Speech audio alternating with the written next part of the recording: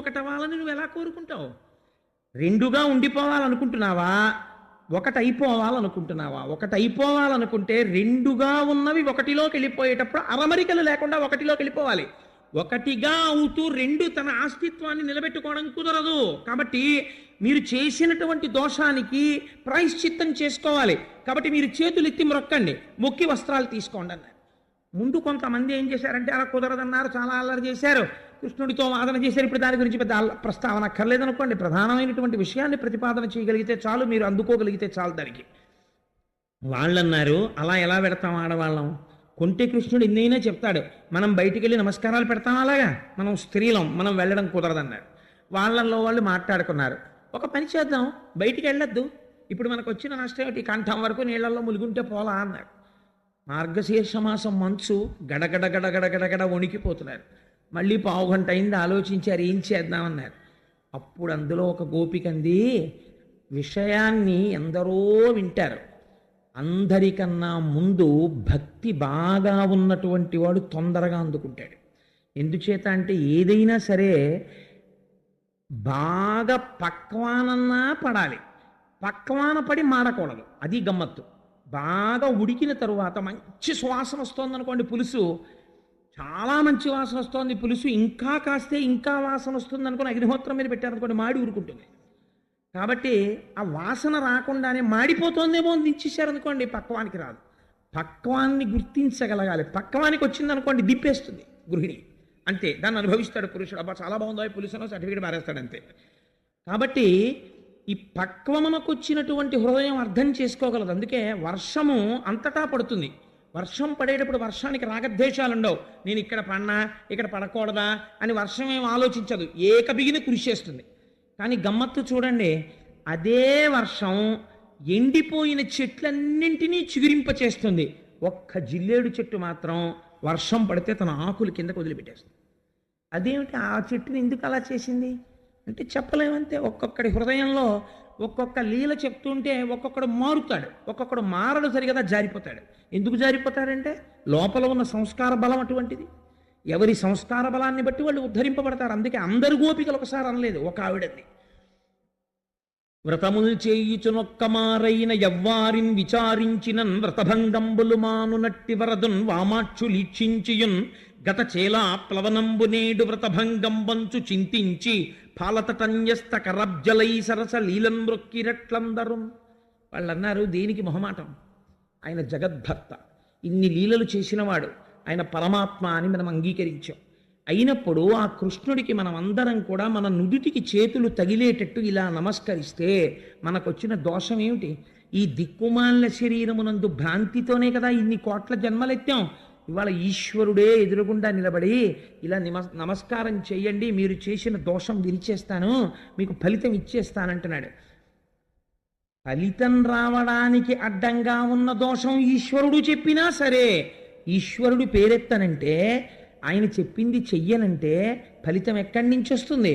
అందుకని నమస్కరించేద్దాం. అందుక గోపిక. ఈ పద్యం జీవితంలో చాలా జాగ్రత్తగా తెలుసుకోవలసిన పద్యం.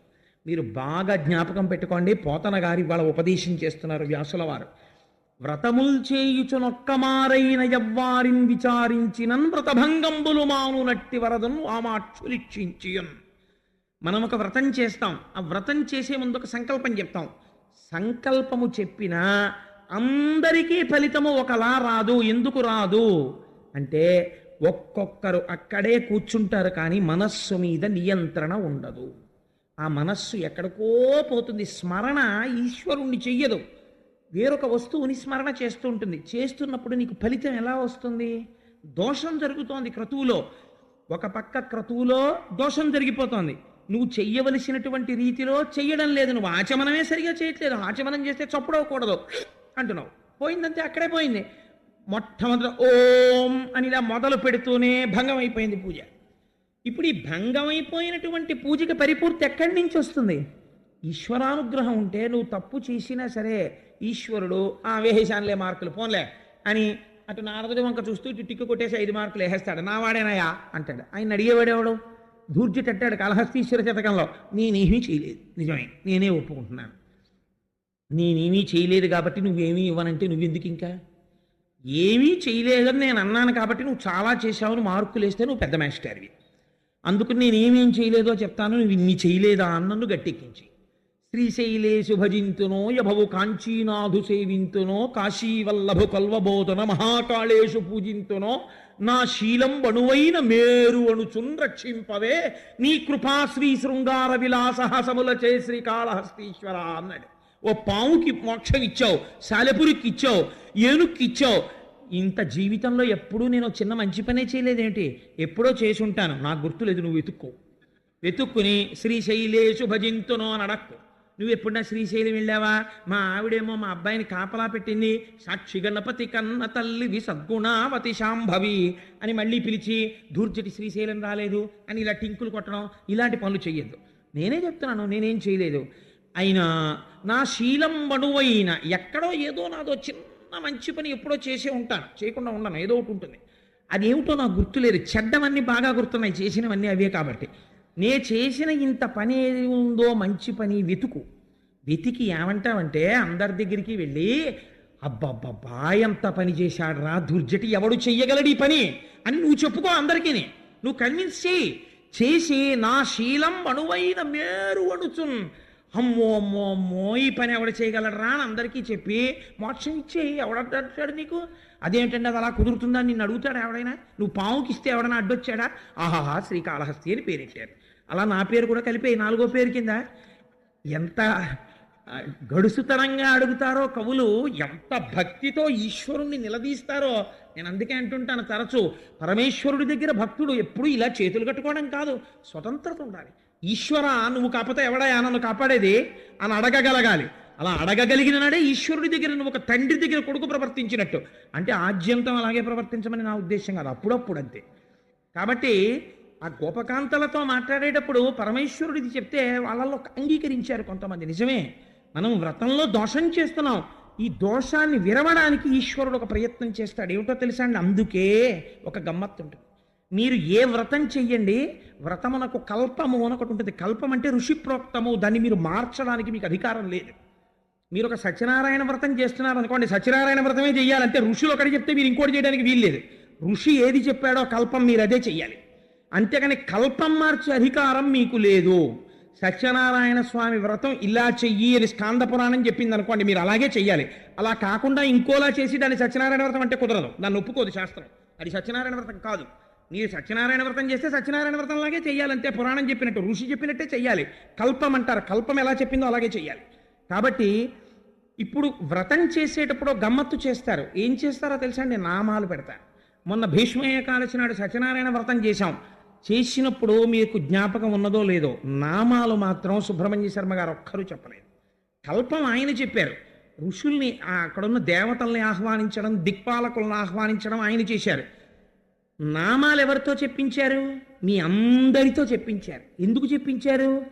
ఆ వ్రతం చేసేటప్పుడు ఏదైనా దోషం ఉంటే ఈశ్వరుడు యొక్క నామస్మరణ చేత ఆ దోషం విరిగిపోతుంది. నామస్మరణ ధన్యోపాయం నహి పశ్యామో భవతరణే అంటారు.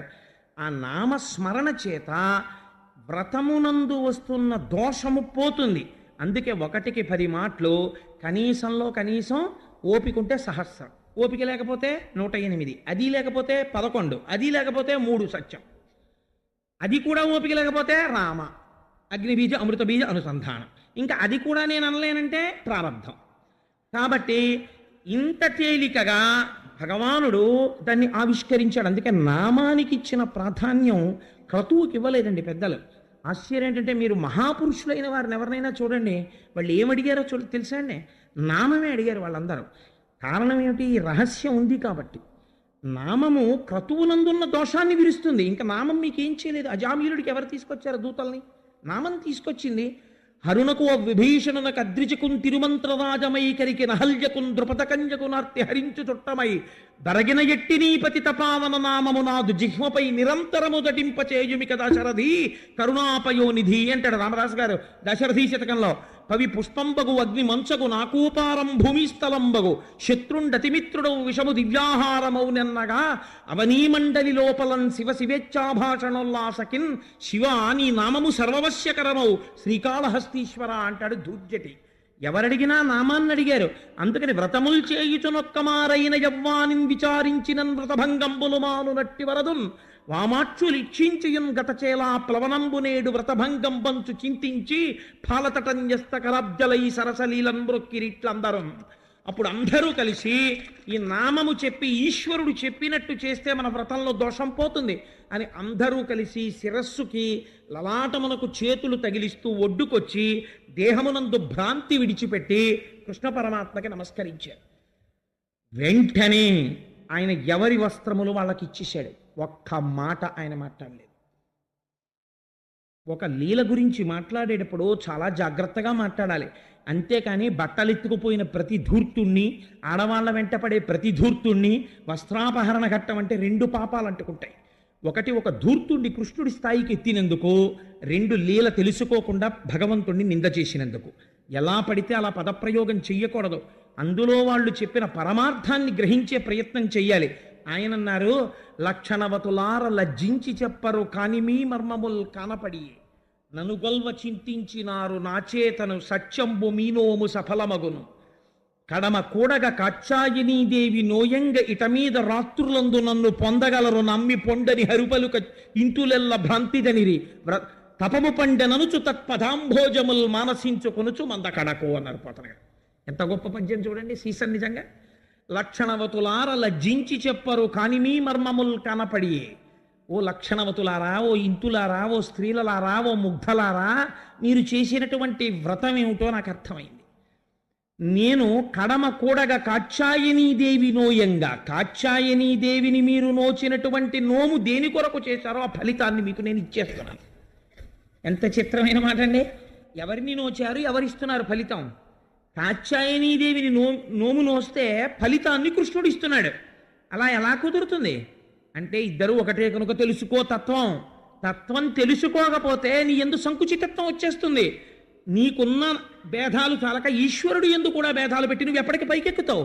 నువ్వు ఎక్కలేవు. ఏకస్త్వమేవ బహుధా భవభాసి లోకే నిశంకధీర్ వృషభకేతన మల్లినాథ శ్రీభ్రామరి ప్రియ సుఖాశ్రయ లోకనాథ శ్రీశైలశేఖర విభోతవ సుప్రభాతం అంటారు. స్వామి, ఉన్నదొక్కడవే, ఎన్ని రూపాలలోనో నువ్వు కనపడుతున్నావు. ఉన్న ఒక్క పదార్థము అనేకత్వముగా భాసిల్లుతోందయా, అలా చూడడంలో మేము సంతోషిస్తున్నాం అంటారు. అలా మీ అందరూ కడమ కూడగ కాచాయనీదేవి నోయంగ ఇటమీద రాత్రులందు నన్ను పొందగలరు. చాలా చిత్రమైన మాట. ఇదే రాసలీల. రేపు వస్తుంది. ఈ మాటకి వ్యాఖ్యానమే రేపు జరగబోయే రాసలీల. ఇవాళ స్వామి అభయం ఇచ్చారు. ఇక మీదట నుంచి మీరు చేసినటువంటి నోముకు ఫలితం ఇచ్చాను కాబట్టి రాత్రులందు మీరు నాతో రమిస్తారు. ఈ మాట చాలా పెడసరంగా, కర్కశంగా, కటువుగా ఉంటుంది. కానీ మీరు రేపు రాసలీల వినండి, అసలు ఈ మాటకు అర్థం ఏమిటో అర్థమవుతుంది. కానీ నేను ఇది పూర్తి చేయడానికి ఒక మాట చెప్పి పూర్తి చేస్తాను. రాత్రులందు అంటే ఏమిటో తెలుసా అండి? ఈ మాట శాస్త్రంలో ప్రతి చోట వాడతారు. మొన్న మహాశివరాత్రి నాడు కూడా మీకు నేను చెప్పాను. ఆపాతాళ నభస్థలంత భువన బ్రహ్మాండమా విస్ఫురత్తు జ్యోతిస్ఫాటికలింగ మౌళి విలసత్పూర్ణేందు వార్తామృతై. అర్ధరాత్రి లింగోద్భవం, అర్ధరాత్రి కృష్ణోదయం. చీకటి అజ్ఞానమునకు గుర్తు. చీకటిలో ఈశ్వరుడితో క్రీడించడం అంటే జ్ఞానమును పొందుటకు గుర్తు. జ్ఞానులై మీరు మోక్షము వైపుకి నడుస్తారని గుర్తు. అందరూ చీకట్లో ఉంటే మీరు మాత్రం చీకట్లో నన్ను పొందుతారు. అంటే మీకు చీకటి లేదు, మీకు అజ్ఞానము నివృత్తి అయి ఈశ్వరుణ్ణి తెలుసుకుంటారు. అజ్ఞానము మీకు ఇస్తున్నాను. ఇది రేపు రాసలీలగా ఆవిష్కరిస్తారు పోతన గారు.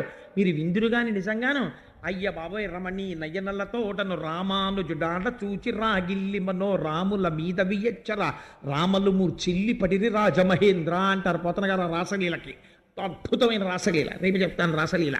అందుచేత అటువంటి వరం ఇచ్చారు. ఇక మీద రాత్రులందు నన్ను పొందగలరు నమ్మి పొండని హరిపలుక ఇంతులెల్ల భ్రాంతి జనిరి తపము పండెననుచు తత్పదాంభోజములు మానసించుకొనుచు మందకడకు.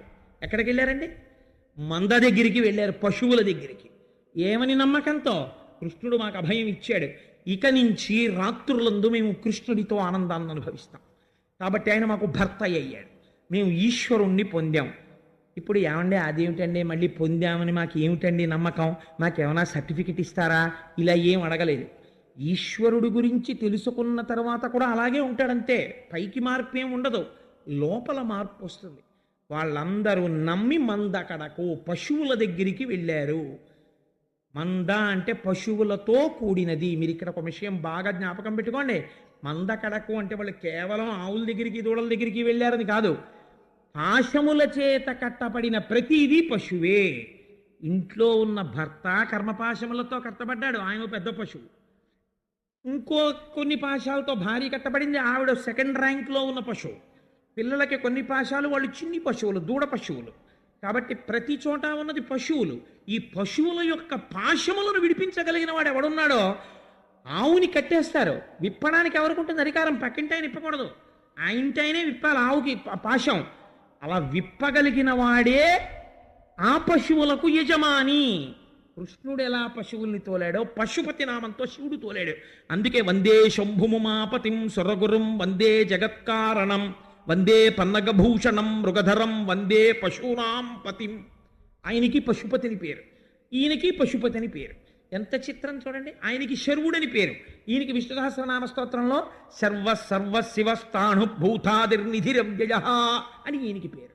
కాబట్టి ఇప్పుడు ఏం చేస్తాను, మీరు మందకడకు పశువులలో ఉంటారు, పశువులతో కలిసి, కానీ పాశములు విడినటువంటి వారు మీరు. కాబట్టి ఇప్పుడు మీరెవరు? మీరు నందీశ్వరులై ఉన్నారు. నందయతీతి నంద. మీ చూపెప్పుడు శివలింగం మీద ఉంటుంది, అంటే మీ చూపెప్పుడు నా మీద ఉంటుంది. చెయ్యడం మామూలుగా అందరితో కలిసి ఉన్నట్టుంటారు, కానీ ఆరాధన ఇక్కడ జరిగిపోతుంటుంది. ఎప్పుడు ధారాపాత్రలోంచి నీళ్లు పడిపోయినట్టు ఎప్పుడు నాయందే మనసు పెట్టుకుని మీరు అన్ని పనులు చేసేస్తుంటారు. కాబట్టి నిరంతర భక్తి చేత జ్ఞానమును పొంది పునరావృత్తి రహిత శాశ్వత శివ లేదా కృష్ణ సాయుధ్యమును పొందుతారు. నామ మీదైనా ఫలితం ఒక్కటే అని ఆ కాత్యాయని గోపికావస్త్రాపహార ఘట్టంలో, కాత్యాయని వ్రత ఘట్టంలో ఇన్ని రహస్యాల్ని చొప్పించి కృష్ణ పరమాత్మ చేసినటువంటి మహోత్కృష్టమైనటువంటి లీల ఆ కాత్యాయని వ్రతం అనబడేటటువంటి లీల. అందుకని ఈ లీల తెలుసుకుంటే మనం ప్రతినిత్యం పూజ చేసేటప్పుడు ఏం చెయ్యాలో మనకు అర్థమవుతుంది. అన్నిటికన్నా మనం ఎక్కడ జాగ్రత్తగా ఉండాలో అర్థమవుతుంది. మిగిలినది ఎలా చేసినా దోష నివారణ జరగాలంటే ఓం నిధనపతయే నమః, ఓం నిధనపతాంతికాయ నమః, ఓం ఊర్ధ్వాయ నమః, ఓం ఊర్ధ్వలింగాయ నమః అనేటప్పుడు నీ మనస్సు రంజిల్లిపోవాలి. అలా రంజిల్లిపోవాలంటే దానికి రెండు బాటలు ఉంటాయి. ఒకటి, విశ్వాసము చేత నామములు పట్టుకోవాలి అర్థం తెలియనప్పుడు. అర్థం తెలిసిందనుకోండి మీ మనస్సు తనంత తాను రంజిల్లిపోతుంది. ఎందుకనంటే ఊర్ధ్వాయ నమః అంటే మీకు అర్థమైందనుకోండి, మీకు తెలిసిపోతుంది దాని రహస్యం ఏమిటో తెలుస్తుంది. అంటే ఇప్పుడు నేను శివతత్వం శివమహాపురాణం కాదు కాబట్టి దాని జోలికి వెళ్ళను, కానీ మీకు అది భావగోచరం అవుతోంది అనుకోండి, ఓం ఊర్ధ్వాయ నమః అన్నప్పుడు మీకు ఆ భావం అంతా ద్యోతకం అవుతోంది అనుకోండి, మీరు పరమానందంతో పుష్పాన్ని తీసుకెళ్ళి శంకరుడి పాదాల మీద వేస్తారు. ఈ చెప్పిన నామం ఇక్కడ రంజిల్లుతూ వేస్తున్నారు కాబట్టి మీ పాపాలని దహిస్తుంది. లేదు, పెద్దలు చెప్పిన నామం అది, దానికి ఒక ఫలితం ఉన్నది అని మీరు నమ్మి సంతోషంతో ఓం నిధనపతయే నమః, ఓం కేశవాయ నమః అనగలిగారనుకోండి, అప్పుడు కూడా అంతే స్థాయిలో పనిచేస్తుంది. విశ్వాసము అంతే, తెలుసుకుని చెయ్యడము అంతే. తెలుసుకుని చేసి విశ్వాసం లేకపోతే మాత్రం పరిప్రమాదం. అన్నీ తెలుసు కానీ విశ్వాసం లేదు, జ్ఞాన కలునిలోని శరదయోలే, అప్పుడు ప్రమాదం. ఏమీ తెలియదు, విశ్వాసం ఉంది, తెలుసున్నవాడికి కన్నా గొప్పవాడేవాడు. ఇంకొక ఉదాహరణ చెప్తాను. రామకృష్ణ పరమహంస ఓ మాట అంటారు. వెనకటికి దక్షిణ సముద్రం దగ్గర ఒక భక్తుడు నిలబడి ఈ సముద్రాన్ని దాటి భారతదేశానికి వెళ్ళాలి, ఓడ వెళ్ళిపోయింది ఎలా అని కంగారు పడుతున్నాడు. అటుగా ఒక సిద్ధపురుషుడు వెళ్ళిపోతున్నాడు. ఏన్నైనా అలా కంగారు పడుతున్నావు అన్నాడు. అంటే ఏం లేదండి, సముద్రం మీద ఓడ వెళ్ళిపోయింది, ఎలా వెళ్ళాలో తెలియడం లేదు, మళ్ళీ రేపటి వరకు ఓడ లేదు, కంగారు పడుతున్నాను అన్నాడు. ఎందుకు కంగారు పడతావు, నువ్వేం బెంగ పెట్టుకోకు, నువ్వు ఒక కాగితం తీసి ఆయన ఏదో రాసి మడిచి చేతిలో పెట్టి ఇది చూడకు, విప్పి చూడకు, చూడకుండా చేత్తో పట్టుకొని ఈ సముద్రం మీద నడిచి వెళ్ళిపోవడం మొదలెట్టు, లేదా పరిగెత్తు, వెళ్ళిపోతావు, నువ్వు నీళ్లలో పడవు, వెళ్ళి అన్నాడు. అమ్మయ్యా, ఈ సిద్ధపురుషుడు అంటే మాటలు కాదు కదా, ఈయన ఇచ్చాడు కాబట్టి ఇది నన్ను రక్షించి తీరుతుంది, నేను మొలగననుకున్నాడు. అంతే, ఆ నీళ్ల మీద పరిగెత్తడం మొదలెట్టాడు. అందులో దిగిపోకుండా వెళ్ళిపోతున్నాడు ఆ నీళ్ల మీద పరిగెడుతూ. ఇంకా అంత దూరంలో సముద్రపు నొడ్డు వచ్చింది. ఇప్పుడు ఆశ్చర్యం వేసింది, ఏమిట్రా ఇది, నీళ్ల మీద పరిగెత్తుకొచ్చాను, ఓడ కూడా దాటిపోయాను. ఇంతలా నన్ను నీటి మీద పరిగెత్తించిన ఇందులో ఉన్న రహస్యం ఏమిటి అనుకున్నాడు. ఓసారి చూడాలనుకున్నాడు. అని ఆ కాగితం విప్పాడు. శ్రీరామ అనుంది. ఈ పేరా నన్ను పరిగెత్తించింది అన్నాడు. డుంబను ఉలిపాడు. విశ్వాసం పోయింది. The moment you lose the faith, the next moment you are drowned. కొట్టుకుపోయాడంతే. విశ్వాసం ఉన్నంతసేపు వాడు మహాజ్ఞానితో సమానమైపోయి కూర్చున్నాడు. విశ్వాసం పోకుండా నామని చెప్పగలిగితే జ్ఞానితో సమానం అయిపోతాం. అలా అయినా పర్వాలేదు, తెలుసుకుని రమించి చెప్పినా పర్వాలేదు. కాబట్టి ఈ రహస్యాన్ని మనకి ఆవిష్కరించినటువంటి లీల కాబట్టి ఆ కాత్యాయని వ్రత ఘట్టము పరమోత్కృష్టమైన ఘట్టము. తదనంతరము ఈశ్వరుడు చేసినటువంటి గొప్ప లీల దీన్ని గోవింద పట్టాభిషేకము అంటారు. దశమ స్కంధంలో అత్యంత విలువైనదై మధురాతి మధురమైన ఘట్టములలో గోవింద పట్టాభిషేకం ఒకటి.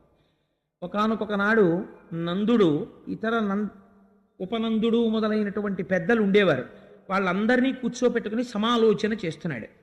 కృష్ణ భగవానుడు ఒక విషయాన్ని తెలుసుకున్నాడు. ఒక 2-3 రోజుల క్రితం చతుర్ముఖ బ్రహ్మగారికి అహంకారం వచ్చింది. ఈ చిన్ని కృష్ణుడేమిటి, పిల్లల్ని బతికించడం ఏమిటి అనుకున్నాడు వఘాసురుడి నోట్లోకి వెళ్ళినప్పుడు. అలా ఇంద్రుడికి అహంకారం వచ్చింది. నా అంత వాణ్ణి నేను ఏమిటి, నాకేదో ఎవరో భగవంతుడేమిటి, పరబ్రహ్మం ఏమిటి, అధికారం ఇవ్వడం ఏమిటి, వర్షం కురిపించడం ఏమిటి, నేనే వర్షం కురిపించడానికి అధికారిని అని ఒక అహంకృతి ఆయనలో పొడసూపింది. ఇంద్రుడికి పాఠం చెప్పాలి అని అనుకున్నాడు పరమాత్మ. అందుకని ఒక లీల చెయ్యబోతున్నాడు. తన తండ్రి దగ్గరికి వెళ్ళాడు. పెద్దలందరూ కూర్చుని సమాలోచన చేస్తున్నారు.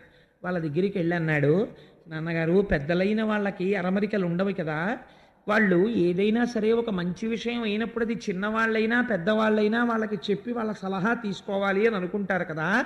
అందుకని నాన్నగారు మిమ్మల్ని అడుగుతున్నాను, నాకు చెప్పవచ్చు అని మీరు అనుకుంటే మీరు దేని గురించి ఆలోచన చేస్తున్నారో నాకు చెప్తారా అని అడిగాడు. అడిగితే నందుడు అన్నాడు, అయ్యో నాన్న, నీకు తప్పకుండా చెప్తాను రా, అది చెప్పడానికి పెద్ద విచిత్రం ఉంది, దా వచ్చి కూర్చో అని కూర్చోపెట్టి, మఖము చేయ వజ్రిమతి సంతసించును వజ్రి సంతసింప వానకురియు, వానకురిసి గసవు వసుమతిపై పెరుగు గసవు మేసి ధేను గణము బ్రతుకు అన్నాడు. ఎంత గొప్ప మాట చెప్పాడో చూడండి నందుడు. వజ్రి సంతసింప వానకురియు, మఖము చేయ మది సంతసించును. మనం యజ్ఞం చేస్తే ఆ యజ్ఞము చేత ఆరాధింపబడినటువంటి దేవేంద్రుడు ప్రీతి చెందుతాడు. ఆ దేవేంద్రుడు ప్రీతి చెందితే వర్షం కురిపిస్తాడు. వర్షం కురిస్తే గడ్డి పెరుగుతుంది. గడ్డి పెరిగితే మన పశువులు గడ్డి తింటాయి. బాగా గడ్డి తింటే ఎక్కువ పాలిస్తాయి. ఎక్కువ పాలిస్తే మనకు ఐశ్వర్యం వస్తుంది. అందుకని దీనికి అన్నిటికీ మూలం ఎక్కడుంది? ఇంద్రుడికి యజ్ఞం చేయడంలో ఉంది. ఆ యజ్ఞము చేత ప్రీతి పొంది ఇంద్రుడు వర్షం కురిపించాలి. అందుకని మేము ఇంద్రుడికి యజ్ఞం చేద్దాం అనుకుంటున్నాం. ప్రతి సంవత్సరం ఇలాంటి యజ్ఞం చేస్తాం. ఈ సంవత్సరం కూడా యజ్ఞం చేద్దాం అనుకుంటున్నాను రా అబ్బాయి అన్నారు. అంటే కృష్ణుడు ఇంద్రుడికి బుద్ధి చెప్పాలని కదా అనుకుంటున్నాడు. అందుకోసం కదా వచ్చాడు. ఆ సమయంలో ఆయన అన్నాడు, నాన్నగారు, నేను ఇలా చెప్పానని మీరు అనుకోవద్దు, ఇది యథార్థమని కాదు. కానీ కృష్ణుడు మాయ చేసి మాట్లాడుతున్నాడు తండ్రిని ఇంద్రుడికి బుద్ధి చెప్పడానికి. నాన్నగారు, ఎవరైనా సరే వారు ఆయా స్థితులకు ఎందుకు చేరుతారు? వారు చేసిన కర్మ వలన. ఒకడు చాలా బాగా పనిచేశాడు అనుకోండి, ఆయనకి తొందరగా ప్రమోషన్ ఇచ్చి ఓ మంచి పదవిలో కూర్చోబెడతారు. ఒక ఆయన చాలా పుణ్యం చేశాడు అనుకోండి, ఆయనకు గొప్ప ఐశ్వర్యం ఇస్తారు. ఎవడు చేసిన కర్మ వలన వాడికి గౌరవము కానీ సమాజంలో ఒక సమున్నతమైనటువంటి స్థితి కానీ జన్మ కానీ కలుగుతోంది కదా.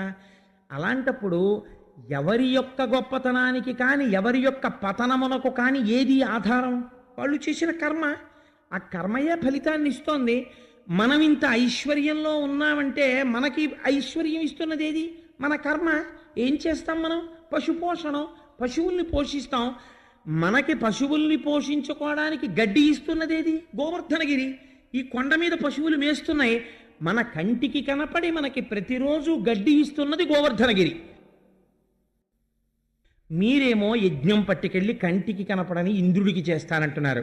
కంటికి కనపడే గోవర్ధనగిరికి చెయ్యాలా? కంటికి కనపడని ఇంద్రుడికి చెయ్యాలా? గోవర్ధనగిరికి చెయ్యాలి. అందుకని నాన్నగారు, ఇంద్రయాగం వద్దు, మనం గోవర్ధనగిరికి యాగం చేద్దాం అన్నాడు. నందుడు ఆశ్చర్యపోయి అన్నాడు, ఈ పిల్లవాడే సామాన్యుడు కాడు, ఇది ఇప్పటిదాకా ఎన్నో గండాలు దాటినవాడు, పైగా ఆయన మాట్లాడేటప్పటికీ ఎవరు కాదనలేరు, నమ్మేటట్టుగా ఉంటుంది. అందుకని అన్నాడు, నిజమేననుకో, కానీ ఏదైనా ఒక వ్రతం చేస్తే, ఒక యాగం చేస్తే దానికి ఒక కల్పం ఉంటుంది కదా, ఋషిప్రోక్తమై. మేము ఇంతకుముందు ఇంద్రుడికి యాగం చేశాం, మాకు తెలుసు మంత్రాలు విని. బ్రహ్మగారు ఉన్నారు, ఆయన్ని పిలిస్తే ప్రతి ఏడాది చేసినట్టే చేయించేస్తారు. కానీ నువ్వు ఇప్పుడు గోవర్ధనగిరి యాగం అంటున్నావు, దీనికి ఏమైనా ఉందా, పూజ ఎలా చేయాలో? దానికి ఎవరైనా తెలుసున్న బ్రహ్మగారు ఉంటాడా, పిలిస్తే చేయిస్తాడా, నీకేమైనా తెలుసా అని అడిగాడు. అడిగితే కృష్ణుడు అన్నాడు, అబ్బెబ్బే నాన్నగారు భలేవారే, గోవర్ధనగిరికి యాగం అంటే ఏమిటనుకుంటున్నారు? పశువులకు, కొండకు, బ్రాహ్మణోత్తములకు మఖము చేయించుట మంచి బుద్ధి. ఇంద్రయాగంబునకేమేమి తెప్పించు రవియల్ల తెప్పింపుడరసి మీరు. పాయసము, అపూపంబులు, సైదపు పిండి వంటలు, పప్పు, బహురసాన్నంబులు వండపంపుడు, హోమంబు చేయుడు, అచలురై పూజ చేయుడచలమునకు, మధుర పదార్థములు పెట్టింపుడు బ్రాహ్మణులకు, అధమ చండాల సునక సంతతికి తగిన గసవులిండు, భక్ష్యముల నిండు పశువులకు గసవులిండు. ఇంతే. ఏంటి నాన్నగారు భలేవరే, ఇంద్రయాగానికి ఏమేం మీరు లిస్టు రాసుకునేవారో, పసుపు 100 గ్రాములు, కుంకం 200 గ్రాములు, వక్కలు ఓ 50 తమలపాకులు, 2 మోదలు, కొబ్బరికాయలు డజను, ఆ తర్వాత పప్పు ఇంత వండాలి, అన్నం ఇంత వండాలి, అప్పాలు ఇన్ని వండుకోవాలి, పాయసాలు ఇంత చెయ్యాలి అని మీరు ఉండేది కదా పూర్వం. అదేం చేస్తారో అవే వండుతారు దీనికి నాన్నగారు. గోవర్ధనగిరి యాగానికి కూడా తేడా ఏమిటో తెలుసా అండి? మీరు ఇవన్నీ పట్టుకెళ్ళి ఓం ఇంద్రాయ స్వాహ అంటూ అగ్నిహోత్రంలో పోసేవారు. దీనికి తేడా ఏంటంటే ఇలా పోయిరు. ఇవన్నీ తీసుకొచ్చి బ్రాహ్మణుల్ని కూర్చోపెట్టి ముందు వాళ్ళందరికీ మధుర పదార్థాలు పెడతారు, వాళ్ళు తింటారు. తిన్న తర్వాత బ్రాహ్మణోచ్ఛిష్టం అవుతుంది మిగిలిన పదార్థం, అది మనల్ని రక్షిస్తుంది. అందుకని ఆ మిగిలిన పదార్థాన్ని అందరం కూర్చుంటాం, మనందరం అరమెక్కడ లేకుండా తినేస్తాం. ఆ తర్వాత కుక్కలు ఇలాంటివి ఉంటాయి, వాటన్నిటినీ కూడా పిలిచి పిలిచి ఎక్కడున్నా సరే వాటికి కూడా పెడతాం. ఆ తర్వాత మన పశువులన్నింటికి మంచి గడ్డి, జనప కట్టలు ఇవన్నీ పెడతాం, అవన్నీ తింటాయి. తిన్న తర్వాత కొన్ని కడవలతోటి పదార్థం పక్కన పెడతాం. పిల్ల, పిచుక, మేక, కుక్క, గోపకాంతలు, గోపాలురు, గోపబాలురు, నేను, మీరు అని ఏమీ చూసుకోకుండా లేగదూడలతో సహా అందరం గోవర్ధనగిరికి ప్రదక్షిణం చేస్తాను చక్కగాను. అరుణాచలానికి గిరి ప్రదక్షిణం చేసినట్టు గోవర్ధనగిరికి నాన్నగారు ఓ 20 కిలోమీటర్లు ఉంటుంది. నడవలేని వాళ్ళు ఆటోలు ఎక్కేయచ్చు. ఆటోలు ఎక్కేయచ్చు అంటే బళ్ళు ఎక్కేయచ్చు. బళ్ళు ఎక్కేసి కానీ ఉత్తినే కూర్చోకూడదు నాన్నగారండి, ముందే చెప్తున్నాను. ఎలా ఓం అరుణాచలాయ నమః, అరుణాచలాయ నమః అంటూ పెడతారో అలా వీళ్ళు కూడా లోపల కూర్చుని వాళ్ళ ఇష్టదైవాన్ని ఎవరినైనా తలుచుకుంటూ పాటలు పాడుకుంటూ రావాలి. ఆవులు, దూడలు అందరం చక్క ప్రదక్షిణం చేస్తాం. ఆఖరణ బయలుదేరే ముందు ఈ పదార్థాలన్నీ పట్టుకెళ్ళి గోవర్ధనగిరి మీద పోసేస్తాం. మీకు నేను నిజం చెప్తున్నాను నాన్నగారండి, మీరు అలా పోసి ప్రదక్షిణం చెయ్యండి. గోవర్ధనగిరిలోంచి గోవర్ధన పురుషుడు వస్తాడు, వచ్చి మీరందరూ చూస్తుండగా తింటాడు. మనం ఆయన్ని చూస్తూ ప్రదక్షిణం చేస్తాం. బాగుందా లేదా అన్నాడు. అమ్మో ఇదేదో చాలా బాగుందిరా, అయితే అలా చేద్దామన్నారు అందరం. అంతే, మర్నాడు వండేశారు. చెప్పేశారు కదా లిస్ట్ అంతా. ఇంద్రయాగంబునకేమేమి తెప్పింతు రవియల్ల తెప్పింపుడరసి మీరు. పాయసము, అపూపంబులు, సైదపు పిండి వంటలు, పప్పు, బహురసాన్నంబులు వండింపుడు, ఇవన్నీ వండించేశారు. కడవలు శుభ్రంగా కూర్చోబెట్టారు. అందరూ తినేశారు. పశువులకి గడ్డి పెట్టేశారు. ఈ కడవలు తీసుకెళ్లారు. కొన్నింటిని తీసుకెళ్లి గోవర్ధనగిరి మీద వంపేశారు. వంపేసి కిందకొచ్చారు. చెప్పాడు కదా ప్రదక్షిణం చేయమని. అందుకని పాటించి గాన విద్య పాఠంబున తేటు లెక్కి బహుతానములన్ పాటల గంధులు కృష్ణుని పాటలు పాడిరి విరోధి పాటనుడనుచున్. ఇష్టదేవతానామస్మరణ చేసుకుంటూ వెళ్ళమన్నారు కదా, వాళ్ళకి ఇష్టదేవతానామస్మరణం అంటే ఏమిటో తెలుసా అండి? ఓ గమ్మత్తు ఉంటుంది. మీరు ఏ స్వరూపాన్ని పూజ చేస్తున్నా మీ మనస్సు దేని మీదకి ఇష్టమో దాని మీదకి వెళ్ళిపోతుంటుంది. వెళ్ళిపోతూ ఆ చూస్తున్న స్వరూపంలో మీ ఇష్టదేవతని చూసుకుంటారు. అలా చూసుకోవడం నిజమైనటువంటి పరిణితి పొందడం. ఆ స్థాయి అందరికీ రాదు. అలా రావాలంటే దానికి ఒక గొప్ప స్థితిని పొందాలి. అలా పొందినవాడు మాత్రమే అలా చూడగలుగుతాడు. వారు ఒకసారి వెంకటాచలం వెళ్ళారు. వెడితే చంద్రశేఖర పరమాచార్య స్వామిని అక్కడ ఉన్నటువంటి వాళ్ళందరూ నమస్కారం చేసి కూర్చోపెట్టి, అయ్యా మీరు మహానుపురుషులు వచ్చారు, ఏదైనా అనుగ్రహ భాషణం చేయండి అన్నారు. అంటే వారు అన్నారు, ప్రపంచమునందు 2 తిరుమలలు ఉన్నాయన్నారు. అంటే కూర్చున్న వాళ్ళలో సగం మంది వెనక్కి పడిపోయారు. ఇదేంటి 2 తిరుమలలు ఉండడం, ఒకటే కదా తిరుమల మనకి తెలిసి. 2 తిరుమలలు ఉన్నాయంటారు ఏమిటినా? లేదా 2 శ్రీశైలములు ఉన్నాయన్నారు. రెండో మాటకు మరీ పడిపోయారు. ఒకటే శ్రీశైలం ఉంది, 2 తిరుమలలు లేవు, 2 శ్రీశైలాలు లేవు అన్నారు. అంటే ఆయన అన్నారు, ఒకటి కింద తిరుమల, ఒకటి పైన తిరుమల, లేదా ఒకటి పైన శ్రీశైలం, ఒకటి కింద శ్రీశైలం అన్నారు. అదేమిటని మీరు అనుకుంటున్నారా? నేను చెప్తాను వినండి. తిరు అంటే ఏమిటి తమిళంలో? గౌరవవాచకం. శ్రీ, తిరు రామచంద్రన్, తిరు కోటేశ్వరరావు అంటారు. తిరు అంటే శ్రీ, మలై శైలము, తిరుమలై శ్రీశైలము, అక్కడ ఉన్నది శ్రీశైలము. అక్కడ శ్రీశైలవాసి, ఇక్కడ శ్రీశైలవాసి. అలాగే ఇక్కడ తిరుమలవాసి, అక్కడ తిరుమలవాసి. ఇక్కడ కరచరణాదులతో ఉన్నాడు, అక్కడ కరచరణాదులు లేని అరూపరూపి అయి ఉన్నాడు. ఇక్కడ ఎవరిని పట్టుకున్నావో అక్కడ వాణ్ణే పట్టుకుంటున్నావు. ఇక్కడ ఇలా చూసి ఆనందిస్తావు, అక్కడ అలా చూసి ఆనందిస్తావు. ఉన్నతత్వం ఒక్కటే. ఎంత ఆశ్చర్యకరమైన మాట అండి నిజంగా. ఎంతమంది అనగలరా మాట? ఆ మాట అనడానికి ఎంత సంస్కార బలం ఉండాలి, ఎంత అర్థం చేసుకోవాలి. నిజంగా వ్యాసుడు వరాహపురాణంలో అలాగే అన్నాడు. శ్రీశైలే పూరయిష్యామి కించిత్తాలాదనంతరం అన్నారు వెంకటేశ్వర స్వామి వారు. యశోదాదేవి అడిగితే కోరిక, శ్రీశైలంలో పూర్తి చేస్తానమ్మా, నీ కోరిక అక్కడ చూద్దువు కానివి కళ్యాణం అన్నారు. పద్మావతి కళ్యాణం శ్రీశైలంలో జరిగింది. శ్రీశైలం అంటే వెంకటాచలం, తిరుమల. కాబట్టి పురాణంలో దాని పేరు శ్రీశైలం. కాబట్టి 2 శ్రీశైలాలు ఉన్నాయన్నారు. ఇక్కడ చూడగలిగిన వాడికి అంతటా ఒక ఈశ్వరుడే ఉంటాడు. ఇష్టదేవత అన్ని చోట్ల కనపడుతుంటారు. ఎన్ని జన్మలెత్తినా నాకు ఆ సాంబశివాశివుడే నా యొక్క ఆరాధ్య దైవము అని వెంటనే ఆ వెంకటేశ్వరుడే నా పరబ్రహ్మము, ఆయనే ఈయన. ఆ అనడంలో వెంకటేశ్వర స్వామి వారిని చూస్తే అమ్మో నేనైనా పొరపాటున వచ్చానేమోనని ఇలా వేళ్ళు విరుచుకోవడాలు ఏమి ఉండవు. ఈశ్వరుడే నా కట్టెదుట ఇలా కనపడుతున్నాడు ఇవాళ అని. కట్టెదుట కాణాచి అయిన కొండ, ఆ తిరుమల కొండ అని అన్నమాచార్యుల వారు పిలిచినట్టు పొంగిపోయారు. ఆ పొంగు అంతటా ఈశ్వరుణ్ణి చూడటంలో రావాలి, లేకపోతే రుద్రాధ్యాయం ఎన్నాళ్ళు చేస్తే నీకు పనికొస్తుంది. నీకు వెంకటేశ్వర స్వామిలోనే శివుడు కనపడకపోతే నమ్మ చోరాయిచాని దొంగలో నీకు శివుడు కనపడతాడా? ఒక్కనాటికి కనపడ్డు. నువ్వు బతికున్నన్నాళ్ళు నువ్వు శివాభిషేకం చేసినా నీకు ఎప్పటికీ నువ్వు శివభక్తుడవు కాలేవు. నీకు ఈశ్వరుడి రూపాల్లోనే ఏకత్వం కనపడలేదు, నీకు రుద్రాధ్యాయంతో శివుడు కనపడ్డా? పచ్చబద్ధం. నీకు శివుడి యందు వెంకటేశ్వరుడు కనపడలేదు, నువ్వు సర్వశివస్థానుభూతాదిర్నిధిరవ్యయ అని విష్ణు సహస్రం చెప్తావా? నువ్వు ఒక్కనాటికి విష్ణు భక్తుడివి కాలేవు. ఇద్దరు ఒకటే అన్ననాడు నువ్వు నిజంగా భక్తుడివి కాగలిగావు, ఇటైనా అటైనా. ఈ స్థితిని చూపిస్తున్నారు చూడండి. ఆయన ఇష్టదైవం వైపుగా వాళ్ళ మనస్సు మళ్ళింది. కృష్ణుడు వాళ్ళ ఇష్టదైవము, వాళ్ళకి తెలియక్కర్లేదు దైవమై. కామోత్కంఠత గోపికల్ భయమునన్ కంసుండు వైరక్రియా సామగ్రించి చుపాల ముఖ్య నృపతుల్ సంబంధులై వృష్ణులున్ ప్రేమన్ మీరలు భక్తి మేము ఇది చక్రం గంటిమి ఎట్లైన నుద్ధా మధ్యానగరిష్ఠులైన హరిచందన్ వచ్చు ధాత్రీశ్వర తరచు చెప్తుంటాను కదా నారదుడి. అందుచేత వాళ్ళ మనస్సు కృష్ణుడి మీదకి వెళ్ళిపోతుంటుంది. అందుకని